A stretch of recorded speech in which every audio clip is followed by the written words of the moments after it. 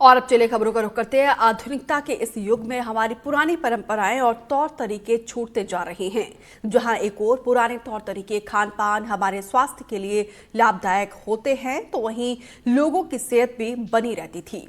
पर आज के समय में पुराने तौर तरीके छूट गए हैं और आज की लाइफस्टाइल कहीं ना कहीं लोगों की सेहत पर असर डाल रही है। तो वहीं आज हम कुछ पुराने ऐसे तौर तरीकों के बारे में बात करने जा रहे हैं जिसके चलते माना जाता है कि लोग फिट रहते थे। टीकमगढ़ जिला का बुंदेलखंडी योगा, जिसमें महिलाएं पहले सुबह उठकर मट्ठा बनाना और फिर पूरे शरीर की कसरत होती थी और मसल्स मजबूत होते थे। तो वहीं पहले महिलाएं रोज सुबह सुबह हाथ की चक्की चलाती थी और अनाज धान दरती थी, जिससे पूरे शरीर की कसरत होती थी।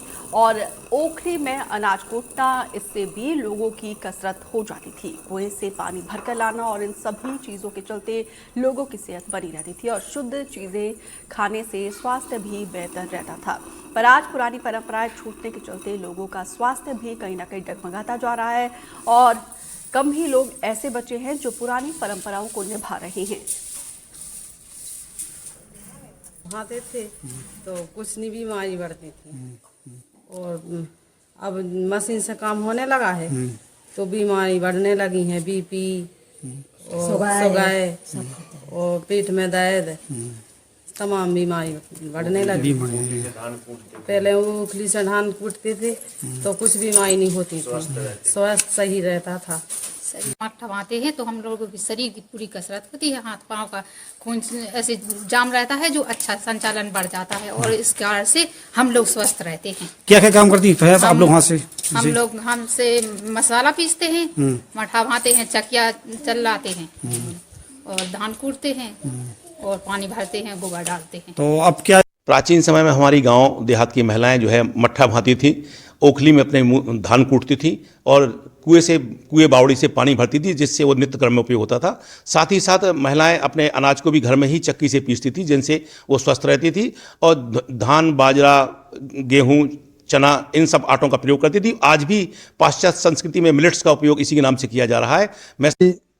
मूल कारण ये हो गया है कि जो दिनचर्या है वो कहीं ना कहीं प्रभावित हुई है आधुनिक युग में। पहले जो है सुबह प्रातःकाल महिलाएं चक्की पीसने से ही उनकी दिनचर्या प्रारंभ होती थी और वो चक्की पीसती जाती थी और भजन गाती जाती थी। उसके बाद वो पानी भरने जाती थी, उस समय पूरी एक्सरसाइज हो जाती थी पूरे शरीर की।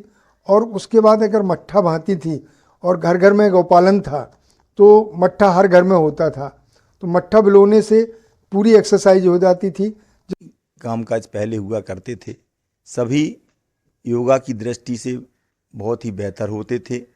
आप उदाहरण के रूप में जैसे ले लें तो महिलाएं पहले कुएं से पानी भरने जाती थीं, रस्सा से पानी निकाला करती थीं, हाथ से बराबर योगा की तरह वो अपना काम किया करती थी।